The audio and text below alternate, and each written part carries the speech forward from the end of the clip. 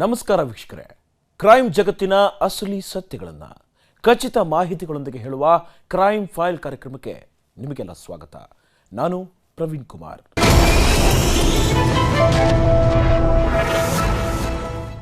ಬೆಂಗಳೂರಿನ ಪ್ರಮುಖ ವಾಯು ವಿಹಾರಿ ತಾಣ ಹಾಗೂ ಸಸ್ಯಕಾಶಿ ಅಂತಲೇ ಪ್ರಸಿದ್ಧಿ ಪಡೆದ ಲಾಲ್ಬಾಗ್ನಲ್ಲಿ ಮತ್ತೊಂದು ದುರಂತ ನಡೆದಿದೆ. ಉದ್ಯಾನದಲ್ಲಿದ್ದ ಕಲ್ಲು ಕಂಬ ಹಾಗೂ ಅದರ ಮೇಲಿದ್ದ ಗುಂಡು ಕಲ್ಲು ಉರುಳಿ ಬಿದ್ದಿದ್ದರಿಂದ ವಿಕ್ರಮ್ ಎಂಬ 6 ವರ್ಷದ ಬಾಲಕ ಸ್ಥಳದಲ್ಲಿಯೇ ಮೃತಪಟ್ಟಿದ್ದಾನೆ. ಲಾಲ್ಬಾಗ್ನಲ್ಲಿ ಈ ರೀತಿಯಾಗಿ ಮಕ್ಕಳು ದುರ್ಘಟನೆಗೆ ಬಲಿಯಾಗುತ್ತಿರುವುದು ಇದೇ ಮೊದಲಲ್ಲ.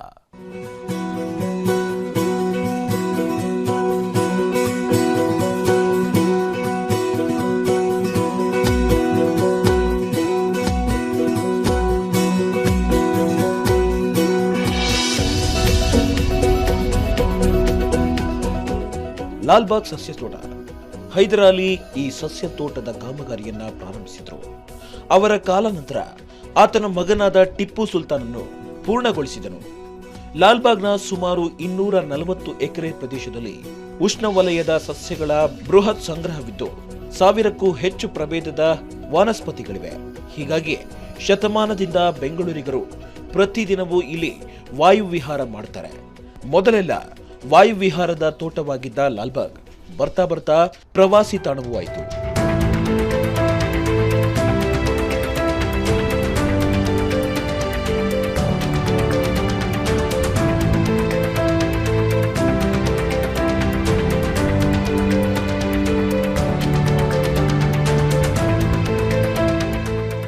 ದಶಕಗಳ ಹಿಂದೆ ಲಾಲ್ಬಾಗ್ ಸೌಂದರ್ಯ ಕಣ್ಣು ಕುಕ್ಕುವ ಹಾಗಿತ್ತು. ಬೆಂಗಳೂರು ಬೆಳೆದಂತೆ ಇಲ್ಲಿ ಟ್ರಾಫಿಕ್ ಕೈಗಾರಿಕೆಗಳು ಬೆಳೆಯುತ್ತಾ ಹೋದವು. ಹೀಗಾಗಿ ವಾಹನ ಹಾಗೂ ಫ್ಯಾಕ್ಟರಿಗಳು ಉಗುಳುವ ಹೊಗೆಯಿಂದಾಗಿ ಸಸ್ಯಕಾಶಿಯು ಸೊರಗುತ್ತಾ ಬಂತು. ಆದರೂ ಕೂಡ ರಜಾದಿನಗಳು ಬಂದರೆ ಸಾಕು, ಒಂದಿಷ್ಟು ಬೆಂಗಳೂರಿಗರು ತಮ್ಮ ಎಲ್ಲಾ ಜಂಜಾಟಗಳನ್ನ ಬಿಟ್ಟು ಕುಟುಂಬ ಸಮೇತವಾಗಿ ಲಾಲ್ಬಾಗ್ ಉದ್ಯಾನವನಕ್ಕೆ ಬರ್ತಾರೆ. ಹಾಗೆ ಬಂದವರು ಮನೆಯಿಂದ ತಂದ ಊಟ ತಿಂಡಿಯನ್ನ ಮುಗಿಸಿ ಸಂಜೆಯವರೆಗೆ ಅಲ್ಲೇ ನೆಮ್ಮದಿಯಿಂದ ಕಾಲ ಕಳೆದು ಹೋಗ್ತಾರೆ. ಇನ್ನು ಪ್ರೇಮಿಗಳ ಪಾಲಿಗಂತೂ ಲಾಲ್ಬಾಗ್ ಒಂದು ರೀತಿಯ ಸ್ವರ್ಗವಿದ್ದಂತೆ.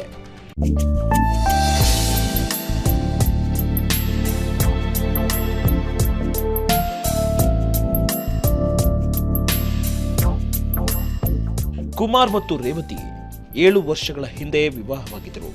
ಅವರಿಗೆ ವಿಕ್ರಮ್ ಏಕೈಕ ಪುತ್ರ. ಕುಮಾರ್ ಅವರದು ಅವಿಭಕ್ತ ಕುಟುಂಬವಾಗಿದ್ದು ಅಕ್ಕ ಮತ್ತು ತಮ್ಮನ ಜೊತೆ ಶ್ರೀರಾಂಪುರದಲ್ಲಿ ನೆಲೆಸಿದ್ದಾರೆ. ವಿಕ್ರಮ್ ಶ್ರೀರಾಂಪುರದ ಭಾರತೀಯ ವಿದ್ಯಾಭವನ ಶಾಲೆಯಲ್ಲಿ 1ನೇ ತರಗತಿ ವ್ಯಾಸಂಗ ಮಾಡ್ತಿದ್ದ. ನೋಡಲು ಮುದ್ದಾಗಿದ್ದ 6 ವರ್ಷದ ವಿಕ್ರಮ್ ಅಷ್ಟು ಚಿಕ್ಕ ವಯಸ್ಸಿನಲ್ಲಿಯೇ ಫೋಟೋಗಳಿಗೆ ಆಕರ್ಷಕವಾಗಿ ಪೋಸ್ ಕೊಡ್ತಾ ಇದ್ದ. ಅವನ ಫೋಟೋಗಳನ್ನ ನೋಡಿದವರು ಇವನು ಮುಂದೆ ಮಾಡೆಲ್ ಆಗೇ ಆಗ್ತಾನೆ ಅಂತಿದ್ರು.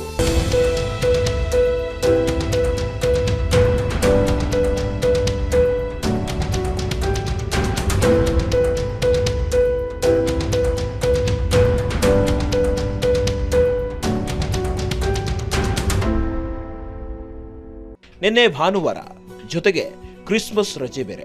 ಸಾಮಾನ್ಯವಾಗಿ ಲಾಲ್ಬಾಗ್ಗೆ ರಜಾ ದಿನಗಳಲ್ಲಿ ಸಾವಿರಾರು ಸಂಖ್ಯೆಯಲ್ಲಿ ಪ್ರವಾಸಿಗರು ಸೇರಿದಂತೆ ಬೆಂಗಳೂರಿಗರು ಬರ್ತಾರೆ. ನಿನ್ನೆ ಶಾಲೆಗೆ ರಜಾ ಇದ್ದುದರಿಂದ ಕುಮಾರ್ ಅವರ ಸಹೋದರಿ ಈಶ್ವರಿ ಅವರು ತಮ್ಮ ಮಗಳಾದ ಮಿಥಿಲಾ ಹಾಗೂ ವಿಕ್ರಮ್ನೊಂದಿಗೆ ಲಾಲ್ಬಾಗ್ಗೆ ಬಂದಿದ್ರು. ಇವರೊಂದಿಗೆ ಕುಮಾರ್ ಅವರ ತಮ್ಮನ ಮಕ್ಕಳಾದ ರಕ್ಷಿತ್ ಮತ್ತು ಉದಯ್ ಕೂಡ ಇದ್ರು.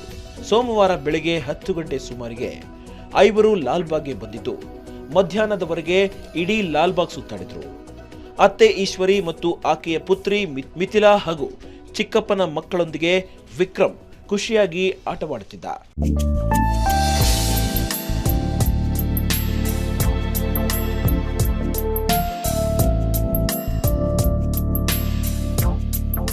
ಸುಮಾರು 250 ಎಕರೆ ಇರುವ ಲಾಲ್ಬಾಗ್ ಉದ್ಯಾನವನ ಎಷ್ಟು ನೋಡಿದ್ರೂ ಕಡಿಮೆಯೇ. ಲಾಲ್ಬಾಗ್ ಒಂದೊಂದು ದಿಕ್ಕಿನಲ್ಲಿ ಒಂದೊಂದು ತರಹದ ಸೊಗಸಿದೆ, ಒಂದೊಂದು ಸೊಬಗಿದೆ. ನಿನ್ನೆ ಮಧ್ಯಾಹ್ನ 2 ಗಂಟೆ ಸುಮಾರಿಗೆ ಲಾಲ್ಬಾಗ್ನಲ್ಲಿರುವ ಕುಬ್ಜ ಗಿಡಗಳ ಬೋನ್ಸಾಯ್ ಗಾರ್ಡನ್ಗೆ ತೆರಳಿದ್ರು. ಲಾಲ್ಬಾಗ್ಗೆ ಬಂದ ಮೇಲೆ ಅಲ್ಲಿನ ಸೌಂದರ್ಯದ ಮಡಿಲಲ್ಲಿ ನಿಂತು ಫೋಟೋ ತೆಗೆಸಿಕೊಳ್ಳೋದು ಸಾಮಾನ್ಯ. ಹೀಗಾಗಿ ಬೋನ್ಸಾಯ್ ಗಾರ್ಡನ್ನಲ್ಲಿ ಈಶ್ವರಿಯವರ ಮಗಳಾದ ಮಿಥಿಲಾ ತನ್ನ ಮೊಬೈಲ್ನಲ್ಲಿ ಎಲ್ಲರ ಫೋಟೋ ತೆಗೆಯುತ್ತಿದ್ಲು.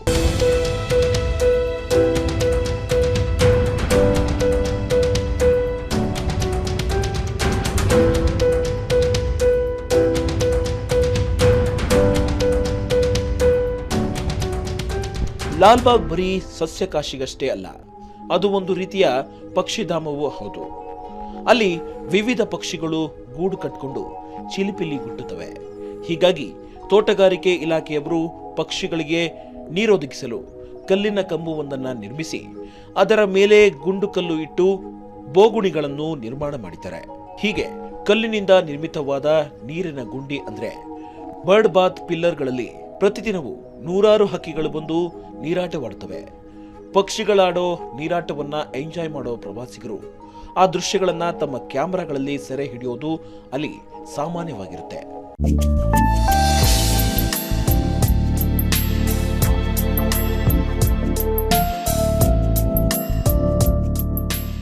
ನಿನ್ನೆ ತನ್ನ ಅತ್ತೆ ಮತ್ತು ಚಿಕ್ಕಪ್ಪನ ಮಕ್ಕಳ ಜೊತೆ ಲಾಲ್ಬಾಗ್ಗೆ ಬಂದಿದ್ದ 6 ವರ್ಷದ ವಿಕ್ರಮ್ ಹಕ್ಕಿಗಳು ನೀರು ಕುಡಿಯೋ ಕಲ್ಲಿನ ಕಡೆ ಗಮನ ಹರಿಯುತ್ತೆ. ಕೂಡಲೇ ತನ್ನ ಅತ್ತೆ ಮಗಳಿಗೆ, ಅಕ್ಕ, ನಾನು ಆ ಕಲ್ಲಿಗೆ ಕೈ ಎಣಿಸಿ ನಿಲ್ತೇನೆ, ನೀನು ನನ್ನ ಫೋಟೋ ತೆಗಿ ಅಂದವನೇ ಆ ಕಡೆ ಓಡ್ ಹೋಗಿ ಕಲ್ಲಿನ ಹತ್ರ ನಿಂತ್ಕೊಳ್ತಾನೆ. ಆಗ ಫೋಟೋ ತೆಗಿತಿದ್ದವಳು ಸ್ವಲ್ಪ ಈ ಕಡೆ ಸರಿಪುಟ ಅಂದಾಗ ವಿಕ್ರಮ್ ಆ ಕಲ್ಲಿಗೆ ಒರಗಿಕೊಂಡು ನಿಲ್ತಾನೆ. ವಿಕ್ರಮ್ನ ದೇಹ ಕಲ್ಲಿನ ಕಂಬವನ್ನ ಸ್ಪರ್ಶಿಸುತ್ತಿದ್ದಂತೆಯೇ ಕಂಬ ಅಲುಗಾಡಿ ಅದರ ಮೇಲಿದ್ದ ಸುಮಾರು 300 ಕೆಜಿ ತೂಕದ ತೊಟ್ಟಿಯಂತಿದ್ದ ಕಲ್ಲು ವಿಕ್ರಮ್ ತಲೆಯ ಮೇಲೆ ಬಿದ್ದು ಬಿಡುತ್ತೆ.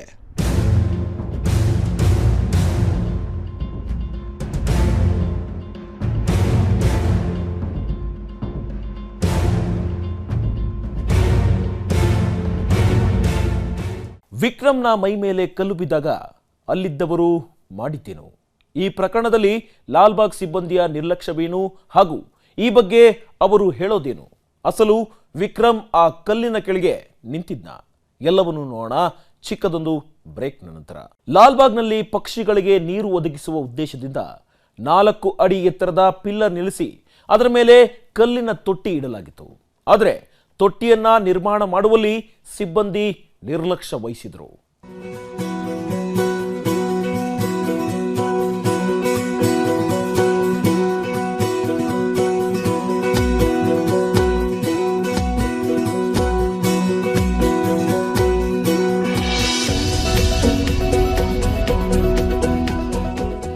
ಭಾನುವಾರದ ರಜೆ ಕಳೆಯಲು ಈಶ್ವರಿಯವರು ತಮ್ಮ ಮಗಳಾದ ಮಿಥಿಲಾ ಹಾಗೂ ತನ್ನ ತಮ್ಮಂದಿರ ಮಕ್ಕಳಾದ ರಕ್ಷಿತ್, ಉದಯ್ ಹಾಗೂ ವಿಕ್ರಮ್ ಜೊತೆ ಲಾಲ್ಬಾಗ್ಗೆ ಹೋಗಿದ್ರು.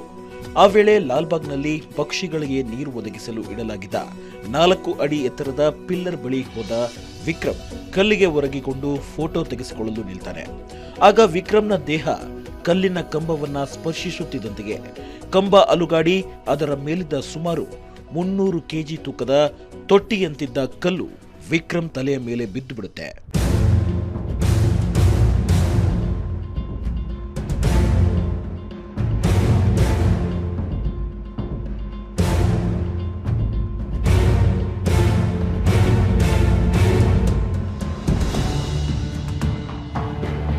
ವಿಕ್ರಮ್ ಮೇಲೆ ತೊಟ್ಟಿಯಂತಹ ಕಲ್ಲು ಬೀಳುತ್ತಿದ್ದಂತೆಯೇ ಅವನ ಅತ್ತೆ ಮತ್ತವರ ಮಗಳು ಓಡಿ ಬರ್ತಾರೆ. ವಿಕ್ರಮ್ ಮೇಲೆ ಬಿದ್ದಿದ್ದ ಕಲ್ಲನ್ನ ಸರಿಸಿ ಅವನನ್ನ ಆಸ್ಪತ್ರೆಗೆ ಕರೆದುಕೊಂಡು ಹೋಗಲು ಅಲ್ಲಿದ್ದವರ ಸಹಾಯ ಕೇಳ್ತಾರೆ. ಆದರೆ ಅಲ್ಲಿದ್ದ ನೂರಾರು ದಿ ಗ್ರೇಟ್ ಸಿಟಿಜನ್ನಲ್ಲಿ ಯಾರೊಬ್ಬರೂ ಅವರ ಸಹಾಯಕ್ಕೆ ಬರಲ್ಲ. ಎಲ್ಲರೂ ಅಲ್ಲಿ ಬಂದು ಸೆಲ್ಫಿ ತೆಗೆದುಕೊಂಡಿದ್ರಂತೆ. ಘಟನೆ ನಡೆದ 10-15 ನಿಮಿಷಗಳ ಬಳಿಕ ಬೈಕ್ನಲ್ಲಿ ಬಂದ ವ್ಯಕ್ತಿಯೊಬ್ಬರು ಸಹಾಯಕ್ಕೆ ಮುಂದೆ ಬಂದಿದ್ರು. ಅವರ ಬೈಕ್ನಲ್ಲೇ ವೆಸ್ಟ್ ಗೇಟ್ನಲ್ಲಿರುವ ಸೌತ್ ಸಿಟಿ ಆಸ್ಪತ್ರೆಗೆ ವಿಕ್ರಮ್ನನ್ನ ದಾಖಲಿಸಲಾಗುತ್ತೆ. ಆದರೆ ಅದಾಗಲೇ ವಿಕ್ರಮ್ನ ಪ್ರಾಣ ಪಕ್ಷಿ ಹಾರಿ ಹೋಗಿತ್ತು.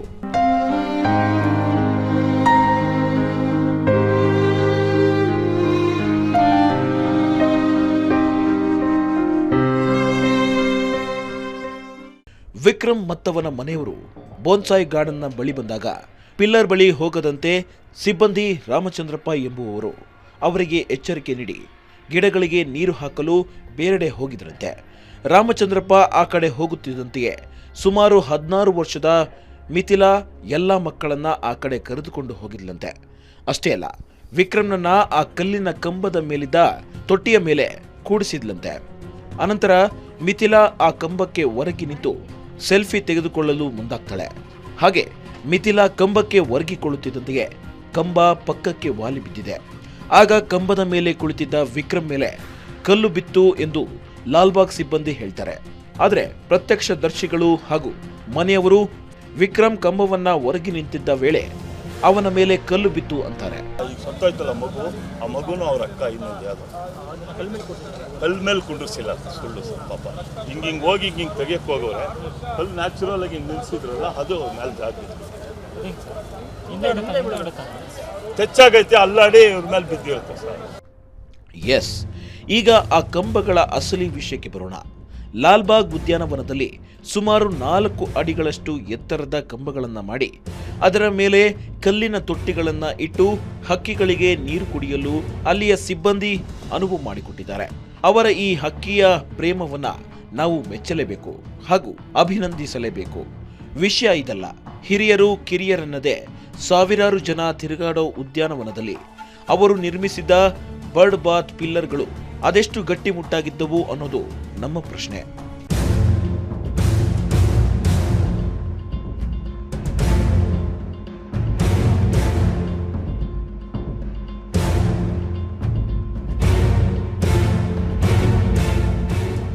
ಇದೇ ಕಲ್ಲುಗಳು ನಿನ್ನೆ 6 ವರ್ಷದ ವಿಕ್ರಮ್ನನ್ನ ಬಲಿ ಪಡೆದಿತ್ತು. ಈ ಕಲ್ಲುಗಳನ್ನ ಸರಿಯಾಗಿ ಗಮನಿಸಿ. ಅಲ್ಲಿ ಬಿದ್ದಿರೋ ಚೌಕಾಕಾರದ ಕಲ್ಲಿನಲ್ಲಿ ಆ ಉದ್ದನೆಯ ಕಂಬವನ್ನ ಜೋಡಿಸಲಾಗಿತ್ತು. ಹಾಗೆ ಜೋಡಿಸಿದ ಕಂಬದ ಮೇಲೆ ಅಲ್ಲಿ ಬಿದ್ದಿರೋ ದುಂಡನೆಯ ಕಲ್ಲಿನ ತೊಟ್ಟಿಯನ್ನ ಇಡಲಾಗಿತ್ತು.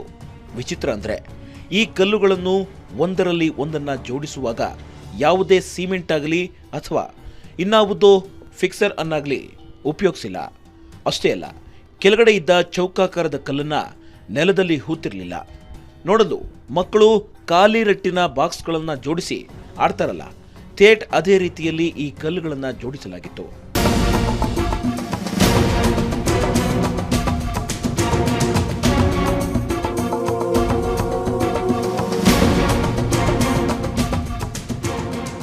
ಹೀಗೆ ಮುಟ್ಟಿದರೆ ಮುನಿಯುವಂತೆ ಕಲ್ಲುಗಳನ್ನು ಜೋಡಿಸಿ ಹಕ್ಕಿಗಳಿಗೆ ನೀರು ಕುಡಿಯಲು ಅನುವು ಮಾಡಿಕೊಟ್ಟಿದ್ದ ಲಾಲ್ಬಾಗ್ ಅಧಿಕಾರಿಗಳು ತಮ್ಮ ನಿರ್ಲಕ್ಷ್ಯದಿಂದ ಒಂದು ಮಗುವಿನ ಸಾವಿಗೆ ಕಾರಣವಾಗಿದ್ದಾರೆ. ಅಂದಹಾಗೆ ವೀಕ್ಷಕರೇ, ಈವರೆಗೆ ನೀವು ನೋಡಿದ ಕಲ್ಲಿನ ದೃಶ್ಯಗಳನ್ನು ನಾವು ನಿನ್ನೆ ಘಟನೆ ನಡೆದ ಅರ್ಧ ಗಂಟೆಯ ಬಳಿಕ ಚಿತ್ರಿಸಿತು. ನಾವು ಈ ಪ್ರಕರಣದ ಬಗ್ಗೆ ಮತ್ತಷ್ಟು ವರದಿ ಮಾಡಲು ಇಂದು ಘಟನಾ ಸ್ಥಳಕ್ಕೆ ಹೋದಾಗ ನಮಗೆಲ್ಲ ಪರಮಾಶ್ಚರ್ಯವಾಗಿತ್ತು. ಯಾಕೆಂದ್ರೆ ಆ ಕಲ್ಲುಗಳು ಬಿದ್ದ ಜಾಗದಿಂದ 2-3 ಅಡಿಗಳಲ್ಲಿ ನಮಗೆ ಒಂದು ಗುಂಡಿ ಕಂಡಿತು. ಆ ವೇಳೆ ಅಲ್ಲಿದ್ದ ಹಲವರನ್ನ ನಾವು ಆ ಗುಂಡಿಯ ಬಗ್ಗೆ ಕೇಳಿದಾಗ ಆ ಗುಂಡಿ ನಿನ್ನೆವರೆಗೂ ಇರಲಿಲ್ಲ. ಪ್ರಕರಣದ ಬಗ್ಗೆ ಕೇಳಿದವರಿಗೆಲ್ಲ ಸಿಬ್ಬಂದಿಯವರು ಆ ಗುಂಡಿಯನ್ನ ತೋರಿಸಿ ಬಚಾವಾಗ್ತಿದ್ದಾರೆ. ಸಿಬ್ಬಂದಿ ಮೊದಲೇ ಅಡಿಪಾಯ ಹಾಕಿ ಕಲ್ಲು ನೆಟ್ಟಿದ್ರಂತೆ. ಆ ಹುಡುಗ ಕಲ್ಲಿನ ಮೇಲೆ ಹತ್ತಿದ್ರಿಂದ ಹಾಗೂ ಆ ಹುಡುಗಿ ಕಲ್ಲಿಗೆ ಜೋರಾಗಿ ಅಣಿಸಿದರಿಂದಲೇ ಕಲ್ಲು ಬಿದ್ದಿತು. ಇದರಲ್ಲಿ ನಮ್ಮ ನಿರ್ಲಕ್ಷ್ಯವೇನೂ ಇಲ್ಲ ಎಂದು ಸಿಬ್ಬಂದಿ ಸಾರ್ವಜನಿಕರಿಗೆ ಹೇಳ್ತಿದ್ದಾರಂತೆ.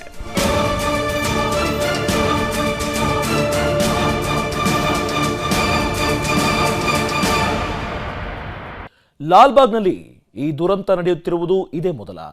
ಈವರೆಗೆ ಅಲ್ಲಿಯ ಸಿಬ್ಬಂದಿಯ ನಿರ್ಲಕ್ಷ್ಯದಿಂದ ಎಷ್ಟು ಮಕ್ಕಳು ಬಲಿಯಾಗಿದ್ದಾರೆ? ಅಸಲು ಲಾಲ್ಬಾಗ್ನಲ್ಲಿ ಸಾರ್ವಜನಿಕರು ಅನುಭವಿಸುತ್ತಿರೋ ತೊಂದರೆಗಳೇನು? ಎಲ್ಲವನ್ನೂ ಸವಿವರವಾಗಿ ನೋಡೋಣ ಈ ಬ್ರೇಕ್ನ ಬಳಿಕ. ಪ್ರಸಿದ್ಧ ಸಸ್ಯೋದ್ಯಾನವಾಗಿರುವ ಲಾಲ್ಬಾಗ್ನಲ್ಲಿ 3 ವರ್ಷಗಳ ಅಂತರದಲ್ಲಿ ಮಕ್ಕಳು ಸಾವನ್ನಪ್ಪಿದ 3ನೇ ಪ್ರಕರಣ ಇದಾಗಿದೆ. 2015ರ ಆಗಸ್ಟ್ನಲ್ಲಿ ಹೆಜ್ಜೇನು ದಾಳಿಯಿಂದ 7 ವರ್ಷದ ವೈಷ್ಣವಿ ಮೃತಪಟ್ಟಿದ್ಲು. 2014ರಲ್ಲಿ ಲಾಲ್ಬಾಗ್ನಲ್ಲೇ ಕೆಲಸ ಮಾಡುತ್ತಿದ್ದ ಕಾರ್ಮಿಕರ ಮಗುವೊಂದು ನೀರಿನ ತೊಟ್ಟಿಗೆ ಬಿದ್ದು ಸಾವನ್ನಪ್ಪಿತ್ತು.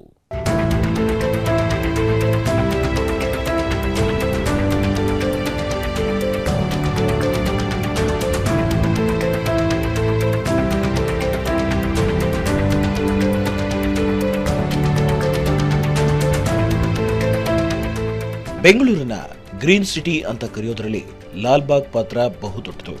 ಹೀಗಾಗಿ ಅಧಿಕಾರಕ್ಕೆ ಬರೋ ಪ್ರತಿ ಸರ್ಕಾರವು ಲಾಲ್ಬಾಗ್ ಪೋಷಣೆಗಾಗಿ ಕೋಟಿಗಟ್ಟಲೆ ದುಡ್ಡನ್ನ ಮಂಜೂರು ಮಾಡುತ್ತಲೇ ಬಂದಿವೆ. ಆದರೆ ಆ ದುಡ್ಡು ಯಾವುದೇ ರೀತಿಯಲ್ಲಿ ಸದ್ಬಳಕೆ ಆಗಲಿಲ್ಲ. ಹೀಗಾಗಿಯೇ ಉದ್ಯಾನದ ನಿರ್ವಹಣೆಗೆ ಸಹಭಾಗಿತ್ವ ವಹಿಸಿಕೊಳ್ಳುವಂತೆ ಕೋರಿ ಸರ್ಕಾರ ಖಾಸಗಿ ಸಂಸ್ಥೆಗಳಿಗೆ ಬಹಿರಂಗ ಆಹ್ವಾನ ನೀಡಿತು. ಆದರೆ ಸ್ಥಳೀಯರು ವಿರೋಧಿಸಿದ್ದರಿಂದ ಸರ್ಕಾರ ಆ ವಿಚಾರವನ್ನ ಸದ್ಯಕ್ಕೆ ಕೈಬಿಟ್ಟಿದೆ.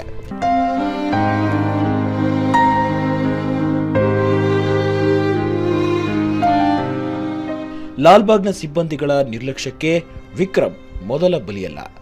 ಅಲ್ಲಿ ಈ ಮೊದಲು ಇಬ್ಬರು ಮಕ್ಕಳು ತಮ್ಮ ಜೀವ ಕಳೆದುಕೊಂಡಿದ್ದಾರೆ.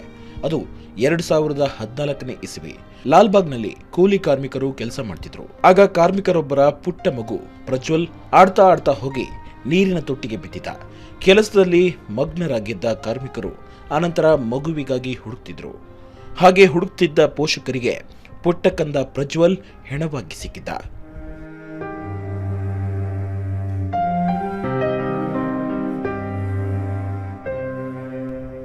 ಉದ್ಯಾನವನದಲ್ಲಿದ್ದ ನೀರಿನ ತೊಟ್ಟಿಗೆ ಸಿಬ್ಬಂದಿಯವರು ಸೂಕ್ತ ಮುಚ್ಚಳಿಕೆಯನ್ನ ಹಾಕಿರಲಿಲ್ಲ. ಹೀಗಾಗಿ 2.5 ವರ್ಷದ ಮಗು ಪ್ರಜ್ವಲ್ ಆಡುತ್ತಾ ಹೋಗಿ ನೀರಿನ ತೊಟ್ಟಿಯಲ್ಲಿ ಬಿದ್ದು ಪ್ರಾಣ ಕಳೆದುಕೊಂಡಿದ್ದ. ಅನಂತರ ಸಿಬ್ಬಂದಿಯವರು ಮಗುವಿನ ಪೋಷಕರಿಗೆ ಸರ್ಕಾರದಿಂದ ಪರಿಹಾರ ಕೊಡಿಸ್ತೇವೆ ಅಂತ ಭರವಸೆ ಕೊಟ್ಟಿದ್ದರಾದ್ರೂ ಆ ಪರಿಹಾರ ಪೋಷಕರಿಗೆ ಮುಟ್ತೋ ಇಲ್ವೋ ಅನ್ನೋದು ಯಾರಿಗೂ ಗೊತ್ತಾಗ್ಲಿಲ್ಲ.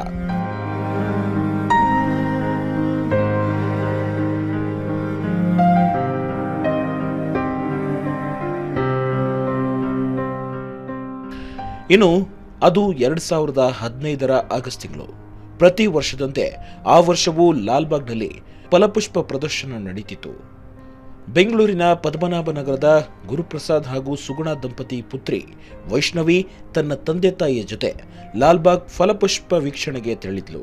ಮಧ್ಯಾಹ್ನ 12ಕ್ಕೆ ತಂದೆ ಜೊತೆ ಕಡಿಮೆ ಜನ ದಟ್ಟಣೆ ಇರುವ ಕೆಂಪೇಗೌಡ ಟವರ್ ಬಳಿ ತೆರಳಿ ಮರದ ಬಳಿ ವೈಷ್ಣವಿ ಆಟವಾಡುತ್ತಿದ್ದಾಗ ಏಕಾಏಕಿ ಜೋರಾಗಿ ಕಿರುಚಲು ಆರಂಭಿಸಿದ್ಲು. ಮಗಳ ಕಿರುಚಾಟ ಕೇಳಿದ ತಂದೆ ಗುರುಪ್ರಸಾದ್ ಏನಾಯಿತು ಎಂದು ನೋಡುವಷ್ಟರಲ್ಲಿಯೇ ಗುಂಪಾಗಿ ಬಂದ ಹೆಜ್ಜೇನು ಹುಳುಗಳು ವೈಷ್ಣವಿ ಮೇಲೆ ದಾಳಿ ನಡೆಸಿದವು.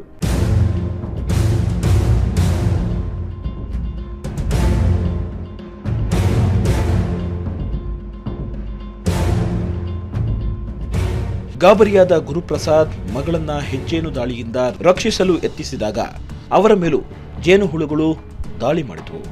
ಇದೆಲ್ಲವನ್ನು ಕಂಡು ದೂರದಲ್ಲಿದ್ದ ಪತ್ನಿ ಸುಗುಣ ಸಹಾಯಕ್ಕೆ ಸಾರ್ವಜನಿಕರ ಬಳಿ ಮೊರೆ ಇಟ್ಟಿದ್ರು. ಆ ವೇಳೆ ನೆರವಿಗೆ ಧಾವಿಸಿದ ಸ್ಥಳೀಯರು ಜೇನುಹುಳುಗಳನ್ನ ಓಡಿಸಿದರು. ಬಳಿಕ ಗಾಯಗೊಂಡಿದ್ದ ಮೂವರನ್ನ ಸಮೀಪದ ಆಸ್ಪತ್ರೆಗೆ ಕರೆದೊಯ್ದು ಚಿಕಿತ್ಸೆ ಕೊಡಿಸಲಾಗಿತ್ತು. ಗುರುಪ್ರಸಾದ್ ಹಾಗೂ ಅವರ ಪತ್ನಿ ಸುಗುಣ ಗುಣಮುಖರಾದರು. ಆದರೆ ಹೆಜ್ಜೇನು ಹುಳುಗಳು ಕಚ್ಚಿದ್ರಿಂದ ಗಂಭೀರ ಗಾಯವಾಗಿದ್ದ ವೈಷ್ಣವಿಯನ್ನು ತೀವ್ರ ನಿಗಾ ಘಟಕದಲ್ಲಿ ಇರಿಸಲಾಗಿತ್ತಾದರೂ ಚಿಕಿತ್ಸೆ ಫಲಕಾರಿಯಾಗದೆ ವೈಷ್ಣವಿ ಸಾವನ್ನಪ್ಪಿದ್ಲು.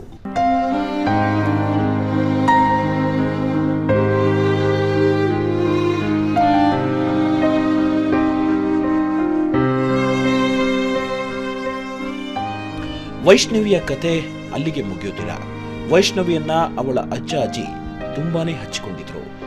ಆ ವೃದ್ಧ ದಂಪತಿಗಳಿಗೆ ವೈಷ್ಣವಿಯ ಅಕಾಲಿಕ ಮರಣದಿಂದ ತುಂಬಾನೇ ದುಃಖವಾಗಿತ್ತು. ಆ ದುಃಖ ಎಷ್ಟರ ಮಟ್ಟಿಗೆ ಇತ್ತೆಂದ್ರೆ ವೈಷ್ಣವಿಯನ್ನ ಬಿಟ್ಟು ಇರಲಾಗದ ಆ ವೃದ್ಧ ದಂಪತಿಗಳು ವೈಷ್ಣವಿ ತೀರಿದ ಕೆಲವೇ ದಿನಗಳಲ್ಲಿ ರೈಲಿಗೆ ತಲೆ ಕೊಟ್ಟು ಆತ್ಮಹತ್ಯೆ ಮಾಡಿಕೊಂಡಿದ್ರು.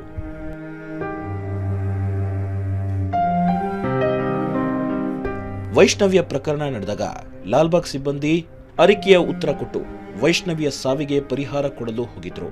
ಆದರೆ ಸಿಬ್ಬಂದಿಯ ಮುಖಕ್ಕೆ ಹೊಡೆದಂತೆ ಹೇಳಿದ ವೈಷ್ಣವಿಯ ಸಂಬಂಧಿ, ನಿಮಗೆ ಸರ್ಕಾರ ಕೊಡೋ ಸಂಬಳ ಸಾಲ್ತಿಲ್ಲ, ಈ ಹಣವನ್ನ ಬಳಸಿಕೊಳ್ಳಿ ಎಂದು ಹೇಳುವ ಮೂಲಕ ಪರಿಹಾರದ ಹಣವನ್ನ ತಿರಸ್ಕರಿಸಿದರು. ಮುಂದೆ ಲಾಲ್ಬಾಗ್ನಲ್ಲಿ ವೈಷ್ಣವಿಯ ನೆನಪಲ್ಲಿ ಸಸಿ ನೆಟ್ಟು ಈಗಲೂ ಅವಳ ಭಾವಚಿತ್ರವನ್ನ ಅಲ್ಲಿ ತೂಗು ಹಾಕಿದ್ದಾರೆ. ಅದಾಗಲೇ ಇಬ್ಬರು ಮಕ್ಕಳನ್ನ ಬಲಿ ಪಡೆದಿದ್ರು. ಎಚ್ಚೆತ್ತುಕೊಳ್ಳದ ಲಾಲ್ಬಾಗ್ ಸಿಬ್ಬಂದಿ ನಿನ್ನೆ 3ನೇ ಮಗುವಿನ ಬಲಿ ಪಡೆದಿದ್ದಾರೆ. ಇನ್ನು ನಿನ್ನೆ ವಿಕ್ರಮ್ ಸಾವು ನಡೆದ ನಂತರ ಸುದ್ದಿ ಟಿವಿ ಲಾಲ್ಬಾಗ್ನಲ್ಲಿ ಏನಿದೆ ಏನಿಲ್ಲ ಅಂತ ರಿಯಾಲಿಟಿ ಚೆಕ್ ನಡೆಸಿತು. ಈ ವೇಳೆ ಸಾರ್ವಜನಿಕರು ಲಾಲ್ಬಾಗ್ನಲ್ಲಿರೋ 100 ಕೊರತೆಗಳನ್ನ ನಮ್ಮ ಮುಂದೆ ಹೇಳಿದರು.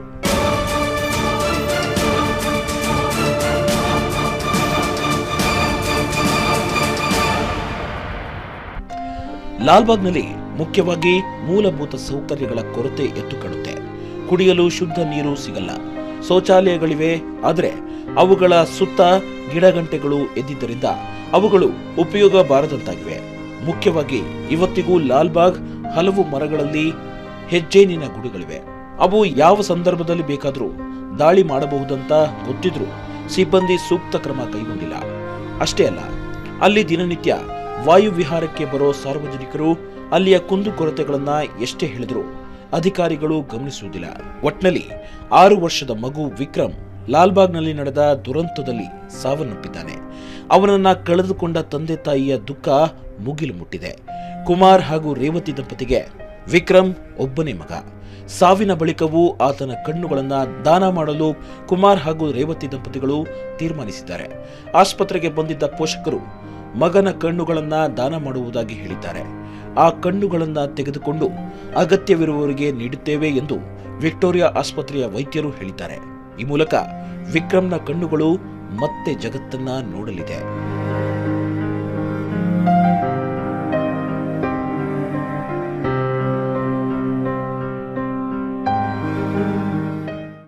ನಿನ್ನೆ ಲಾಲ್ಬಾಗ್ನಲ್ಲಿ ನಡೆದ ದುರಂತದಲ್ಲಿ ವಿಕ್ರಮ್ ಸಾವನ್ನಪ್ಪಿದ್ದಾನೆ. ನಮಗೆ ಈ ಪ್ರಕರಣದಲ್ಲಿನ ತುಂಬಾ ನೋವಿನ ಸಂಗತಿ ಅಂದರೆ ವಿಕ್ರಮ್ ಮೇಲೆ ಕಲ್ಲು ಬಿದ್ದಾಗ ಆ ಸ್ಥಳದಲ್ಲಿದ್ದ ಯಾರೊಬ್ಬರು ಅವನ ನೆರವಿಗೆ ಬಾರದೇ ಇದ್ದಿತು. ಸಾಮಾನ್ಯವಾಗಿ ಲಾಲ್ಬಾಗ್ಗೆ ವಿದ್ಯಾವಂತರು, ನಾಗರಿಕ ಸಮಾಜದ ಗಣ್ಯರೇ ಹೋಗ್ತಾರೆ. ಘಟನೆ ನಡೆದಾಗ ಅವರ ಮನ ಕರಗಲಿಲ್ವಾ? ಆ ಮಗುವನ್ನು ನೋಡಿ ತಮ್ಮ ಮಕ್ಕಳು ನೆನಪಾಗ್ಲಿಲ್ವಾ? ಯಾಕೆ ಆ ವೇಳೆ ಅಲ್ಲಿದ್ದ ಜನ ಅನಾಗರಿಕರಾದರೂ ಗೊತ್ತಿಲ್ಲ ಅಂತ ಹೇಳ್ತಾ ಇವತ್ತಿನ ಎಪಿಸೋಡ್ನ ಮುಗಿಸ್ತಾ ಇದ್ದೀನಿ. ಸುದ್ದಿ ಟಿವಿ, ನಾವು ಸುಳ್ಳು ಹೇಳಲ್ಲ.